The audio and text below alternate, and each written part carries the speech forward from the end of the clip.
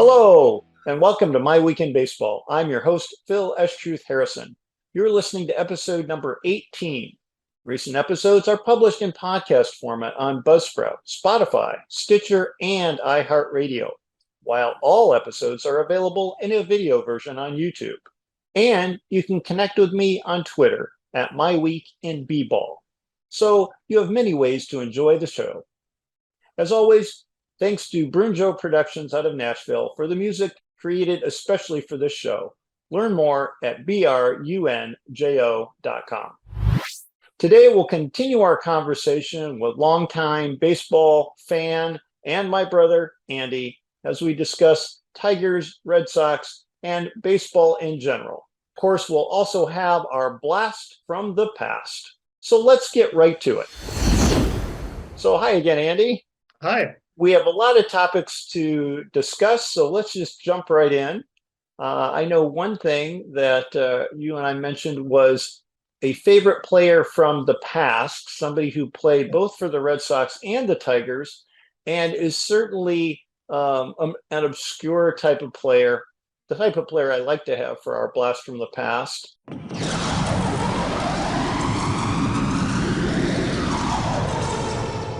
And that is Stan Papi, utility player who played about 6 seasons for the Tigers and Red Sox, and we'll look up some more stats on him in a moment.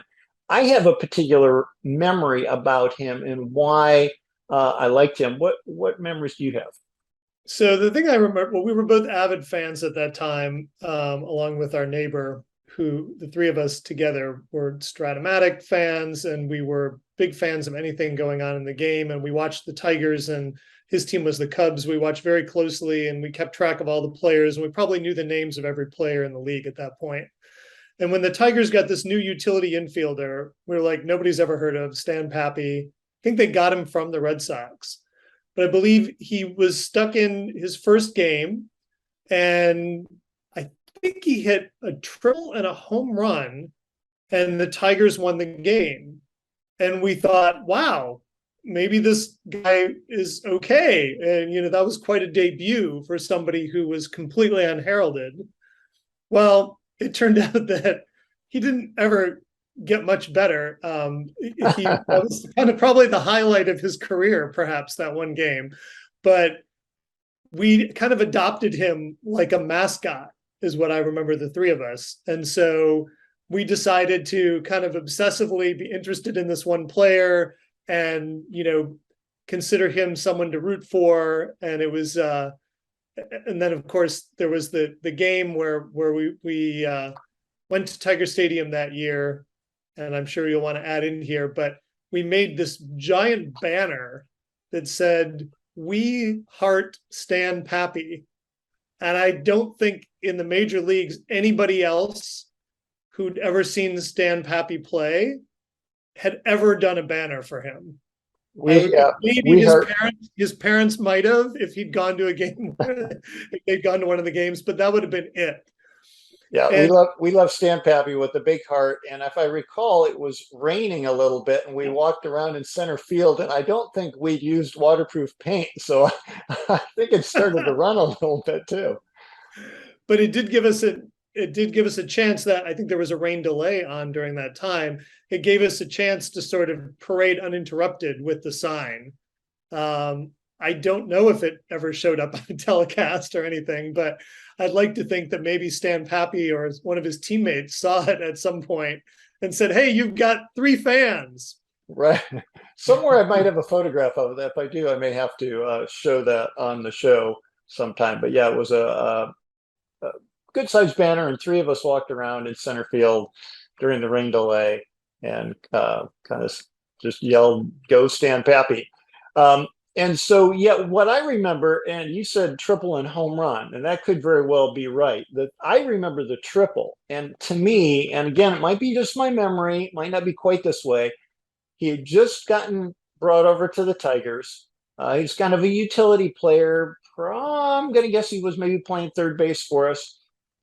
And the Tigers were in kind of like a key point in the game, and he hits a triple, and I think he either knocked in what ended up being the game-winning run, or maybe he ended up scoring from third the game-winning run, and we're like, Stan Papi, our new hero. Yeah. And he did then go on to hit very well in those next few games. At least he was like on fire for a week or two. For a week or two. Yeah, that sounds about right. Yeah. And so that year, I did look up some stats. That year, he was 29 years old. He had 114 at bats for Detroit. And in 114 at bats, 3 doubles, 4 triples. Mm. 4 triples. Wow. He only had 6 career triples, and 4 of them he hit in that 114 at bats with Detroit, and 3 home runs, and 17 RBI. Not probably too bad for what he played. No. He only batted .237, and didn't walk much. On base .267. Slugging .412 for an OPS of 679 and OPS plus of 82, which means he's 18% below average. And, though, that's what you expected from utility players. They weren't supposed to be particularly good hitters. The idea was they could put on a lot of different gloves, fill in for you at a lot of different positions as you needed. And so he played, let's look here. He played position 4, that would be second base. He played third base. He played a little shortstop. He was either a pinch hitter or pinch runner, which is what the H means in baseballreference.com, and a little bit of first base. So he did get around the diamond. Yeah.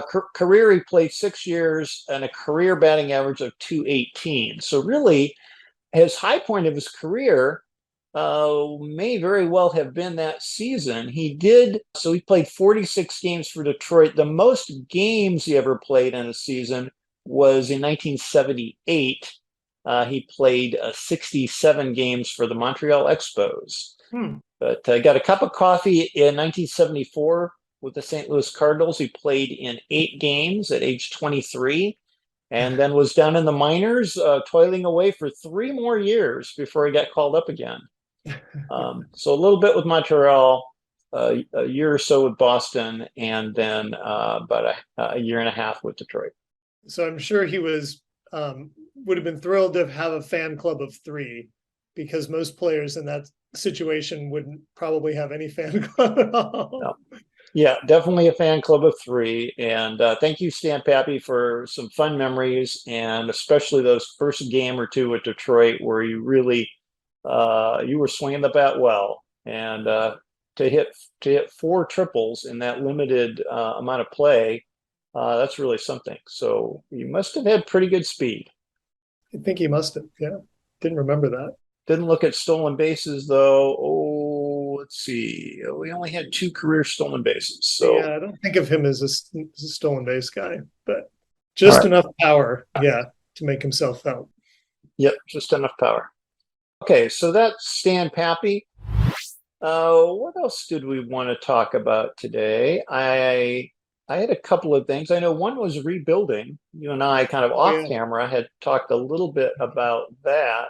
And then what led into this, of course, is the Tigers have been in a real malaise, with 2016 being their last contending year.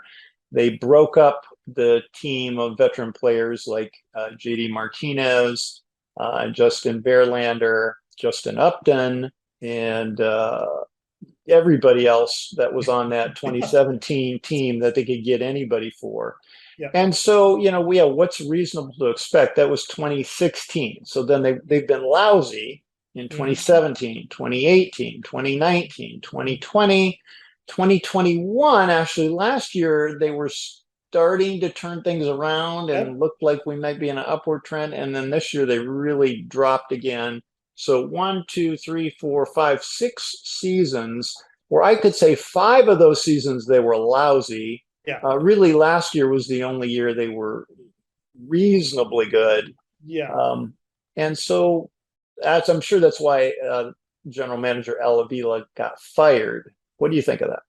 I mean, to me, it's just at some point, it's hard to know just as a fan looking from the outside about who's responsible for what, but it seemed like the right move. Avila had been with the team for many years. He had been around during this whole period of the rebuild. He'd been the general manager. I think some of these decisions they made and some of the draft picks will probably still pay off over time, but it's really hard to say. And I think when you're in that position of having almost pulled yourself back up to competitive last year, you finally got the fans excited again. There were even, the team itself was even saying things like, well, if things break our way, we might even be able to contend for a playoff spot in 2022. And then to have them just lapse back into what looks like almost for sure 100-loss season is just, you got to do something. You have to make a move for the morale of the team, I think, and the morale of the fans. And that's the obvious thing to do. In that case, AJ Hinch is still fairly new to the team. I think people definitely have a high regard for his managerial skills, particularly the way he handled the rebuild of the Astros so successfully several years ago. And it seems like that Avila was the natural change to make. Yeah, I always wonder about those things. How some of those hire and fire decisions get made. Sometimes the manager gets fired. Sometimes the general manager gets fired. So the interesting thing is that Avila was the lieutenant for Dave Dombrowski during all those good years. And Avila was intimately involved in things like acquiring Miguel Cabrera from the Marlins. So yeah, and some of those trades, like the trade for David Price and some of the other and Max Scherzer, who was a young guy at the time. Yep. So there were some good trades that he was involved in. Yep. They weren't necessarily his trades because he wasn't the GM. I think we forget about that. We don't give him any credit for what he did previously. And I also think that if the Tigers had been able to hover anywhere close to 500 this year, he would still have his job. Last year we finished, I think, 8 games under. And this year we're 25 under, maybe 30 now. It's horrible. I can't even, it's like I don't even look at the standings anymore. It's ridiculous. But part of the things that happened this year are so out of control of any one person. So what if Eduardo Rodriguez, who got signed as a free agent to 77 million, 4 years, he was supposed to stabilize the rotation, probably be our number 1 or number 2 starter. He went AWOL. He left the team due to family issues. So I hope he gets those straightened out. Certainly that is more important than the game, right? But it really hurt. He just disappeared. They didn't even hear from him. So he's on, I think they call it administrative leave or something like that. They have a different category, so he wasn't getting paid. And he's just now working his way back. He's now, I think, down in Florida, last I heard, working to get back to the Tigers. But anyhow, so if that hadn't happened, that could have made a difference. Casey Mize, who was supposed to be the ace, not Tariq Skubal, even though Skubal's been brilliant, but Mize was supposed to be the ace, and he got hurt after like 2 games, and he's been out the whole season. And I know all teams deal with injuries, but those 2 things don't happen. I think the Tigers easily, if Erod is anywhere close to what he could be, and Casey Mize is even, 500-ish pitcher, the Tigers could easily win 10, 15 more games, I think. The other things that happen is that all the hitters, experienced hitters, major league hitters who have had decent OPS pluses, probably at least league average and often better than league average. Janmark Candelario, he's been horrible. He's been horrible. Last year he was our best hitter. He was quite good last year. He led the league in doubles. Yeah, that's right. Jonathan Scope. Now he's a little streaky, always has been. Yeah. But this is probably his worst offensive year ever, even though he's played good defense for us at second. There's just some of these things. And then, what do you do when the rookies come up and they don't hit? Riley Green's been a pleasant surprise. But first base. Torkelson. Yeah, Spencer Torkelson just isn't there yet. He needs more time in the minors. We brought him up too quickly, and that happens sometimes. So I don't know. And I do wonder if any of the trades will end up working out. Like if next year the Tigers Mhm. rebound without signing any major free agents, Yeah. then you got to think Avila won't get credit for that, but he should, because it would still be his team. Oh, the other person I forgot was Javi Baez. Oh Again, yeah. he's always streaky, Yeah. never been a big batting average guy, but a lot of power, a lot of Yeah. speed.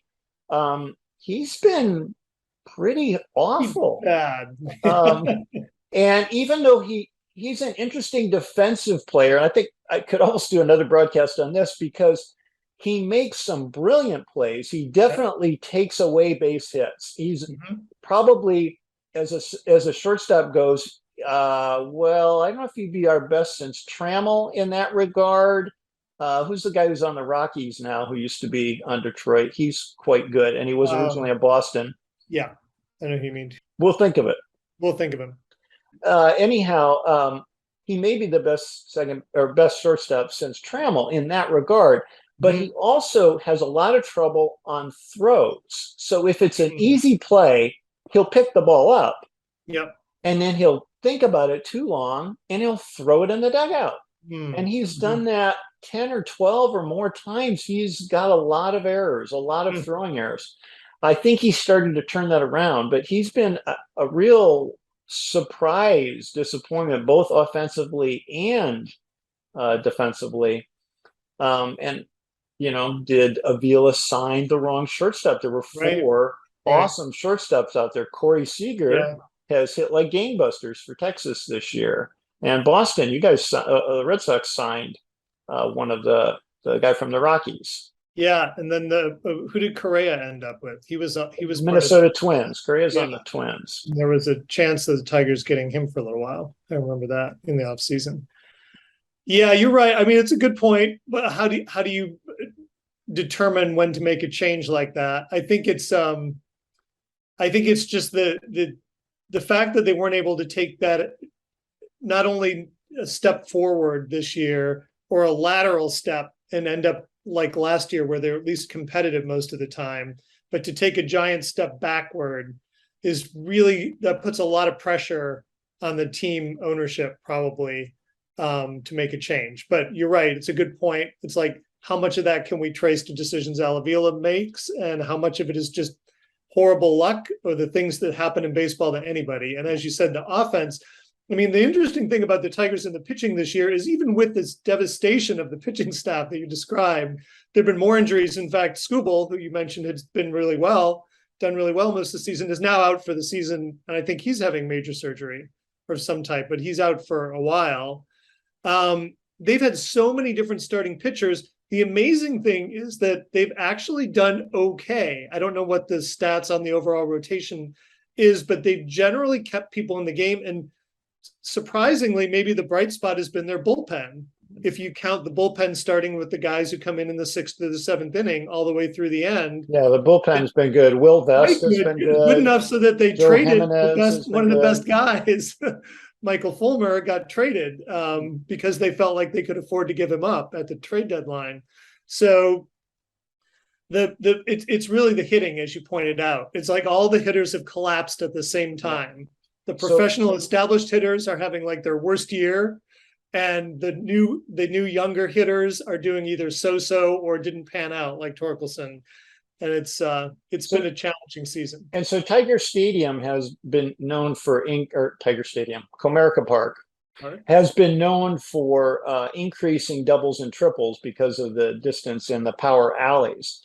And one thing that did change this season, and I think about Candelario last year leading the league in doubles, one thing that did change is that all the ballparks now use the humidor. So they keep the balls at a specified humidity before game time. And it used to be that was only done if the team wanted to. I think generally if you were in a very dry climate, maybe the Diamondbacks or Arizona, would use the humidor. So what that has done is the ball does not travel quite as far this season as it did last season. So I don't know how much that is. Is it 10 feet on average? Is it 5%? But I could imagine some of those balls that maybe got hit into the power alley last year are kind of dying and either turning into a single or they're being caught. And maybe it affects certain types of players who hit the ball a certain way. Guys who maybe just barely got home runs, those are now outs. Guys who got doubles, but they weren't hitting the ball at 103 miles an hour. Maybe those balls are now turning into outs or singles. I'm not sure how much effect that would have, but it just seems funny for the whole team to go into that malaise. Yeah. Other things that I wanted to mention about that and about Avila's tenure, one of the trades he got criticized for was Justin Verlander. They got 3 players in that deal, 2 of who were somewhat noteworthy. At the time, Franklin Perez was a young up-and-coming pitcher for the Houston minor league system, and he was supposed to be a potential replacement for Verlander. I would have to look up what happened to him because I've not really ever heard from him again. He may have gotten hurt. The other one is Daz Cameron, son of former major leaguer Mike Cameron, who has played a bit for Detroit, and he's certainly shown flashes of defensive brilliance. I don't know if he's ever going to be enough of a hitter to stick. But when you trade for a package of young players, the reason it's a package is you really don't know how it's going to go. Very high risk. Yeah, it is high risk. Even guys who look like can't miss prospects. Well, sometimes they do miss, sometimes they do get hurt. So yeah, hard to and an interesting thing about that is at the time, of course, the trade-off that the team is hoping for is obviously in the Tigers' position that one of those high-risk guys will pay off. And at the time, perhaps a little bit in the defense of some of the decision makers behind that trade is that they perhaps felt that Verlander was past his prime and they would do the best they could and, large salary and things like that. So those considerations might have come in, but you and I were talking about how Verlander was really, really not past his prime. Yeah. That he was instead about to blossom into one of the better, older star pitchers in recent major league history. To burnish his Hall of Fame credentials more than he even had before. And that there was obviously some particular good fit with the Astros pitching coaches, and not such a good fit perhaps with the Tigers coaches. So that worked out very well for Verlander, and I'm very happy for Verlander. And he's one of those guys who, when he left the team, I feel like I just want to keep rooting for him, whoever he's playing against, even if it's Detroit, because he was that special of a player. But so good for Verlander, but really bad for the Tigers. Yeah, although, I think it was the right thing. It needed to happen because, as you were just saying, I believe at that point, the Tigers pitching coaches were more or less hands off with him and saying, hey, JV, you're the man, you know what to do. Let us know if we can help you. And I think when he went to Houston, I think they said, hey, Justin, you're great, but you know what? We've seen a couple things. If you're interested, maybe make a couple small tweaks and even be better. And he said, well, what do you mean? And they said, well, if you used your changeup more instead of 20%, if you used it 30% or whatever it ended up being, and hey, if you just twist your wrist just a bit more on your curveball, you'll get that much more of a spin rate. And he was like, well, I can do that.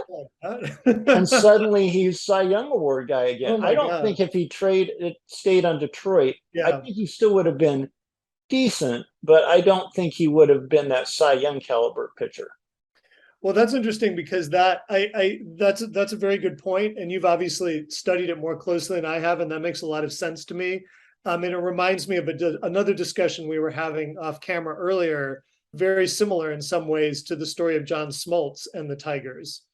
Yeah. So for those of you who don't remember, if you're Tigers fans, if you've been longtime Tigers fans, you'll probably remember in 1987. The Tigers were an excellent team. They still had Whitaker and Trammell, Chet Lemon, some of those core players. Jack Morris, I think, was still there in 87. And they were in a pennant run, and they traded to the Braves for Doyle Alexander, who was certainly a journeyman type pitcher. He had some decent seasons, not outstanding kind of guy, but he ended up doing very well for Detroit. I think he was 9-1 or 10-1 or something down the stretch, and had like a 2.5 ERA. And the Tigers ended up with the best record in the American League East, beating the Toronto Blue Jays. They may have had the best record in baseball that year, but they went off and lost in the playoffs. But in that trade, so to acquire him, they traded an unknown guy who had been in the minor leagues, and his name happened to be John Smoltz.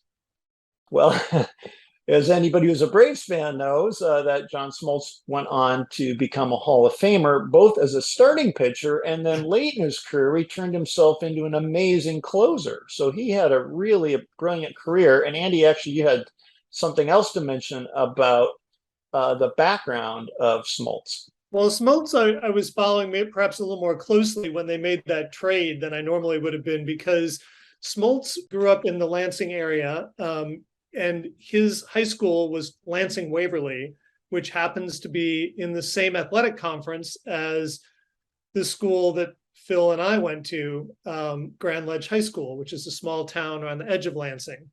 And so we were in the same athletic conference. Grand Ledge was known actually for very good baseball teams, and actually won a couple of state championships in the past 30 or 40 years. It was always one of their kind of crown jewels for athletics.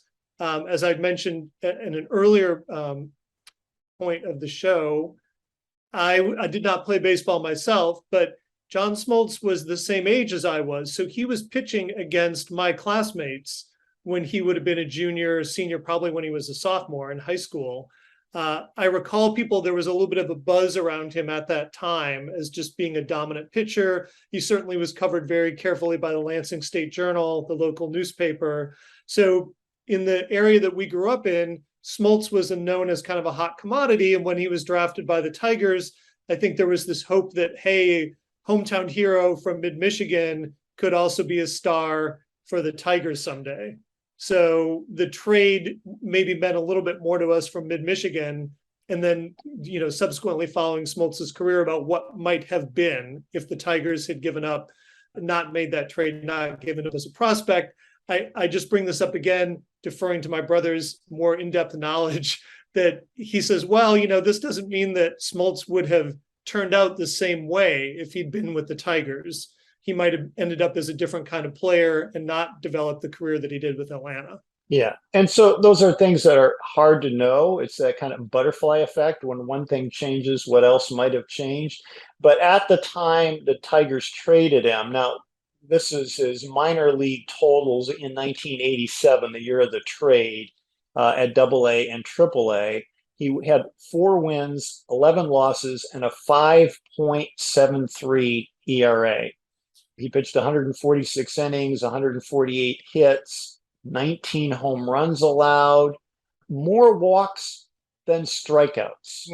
92 walks, 91 strikeouts. So that does not sound like the profile of a guy who's going on to a Hall of Fame career, but he was only 20 years old. Yeah. And so under Atlanta's mentorship, and I don't remember who the pitching coach was during that era, but clearly he knew how to work with young pitchers, because there was Tom Glavine and there were several others who came up. Greg Maddux. Greg Maddux.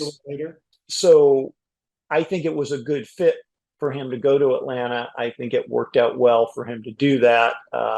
But certainly it feels like a big hit for Detroit to have that one winning season. But you never know. It's hard to get to the playoffs. Yeah.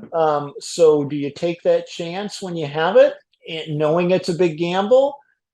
As a fan, I would like to see my team contend every year and not risk it all for one playoff chance. But it's tough. Yeah, absolutely. And I think the last thing, we're running out of time here today, but I think the last thing we might mention is another brush with fame. Well, this does not have anything to do with baseball, but it does have to do with Lansing, Michigan area sports. And that is, both an autograph and memory that, Andy, that you have of another famous Lansing native. All right. Well, I can also squeeze another little memory that I didn't mention to you into this one too, in a self-deprecating way, which is easy to do. When we were growing up in the Lansing area, Earvin Johnson, before he was known to everybody else as Magic Johnson, was a star basketball player, again, for a Lansing area high school, Lansing Everett, that was also in the same athletic conference that our hometown, small hometown high school was in. And the person he was a little bit older than we were. So when I was 10 years old, Earvin Johnson would have been a senior in high school. And he won the Class A state championship that year. And Earvin Johnson, as many of you might remember, in the second year he was with the Michigan State Spartans in college, won the NCAA championship. And then when he went to the Los Angeles Lakers in his rookie season, he won the NBA championship. So one of the most amazing kind of feats to pull off, I think, as a basketball player would be to win 3 championships on 3 different levels in 4 years of your life. And he was only 21 years old, I think, when he won that first pro championship.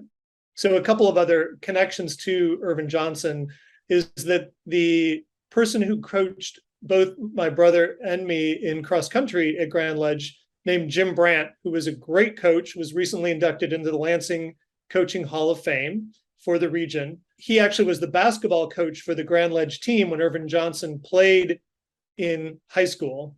So when his team was getting ready to play Johnson, he basically told them something to the effect of, look, guys, don't worry about winning the game.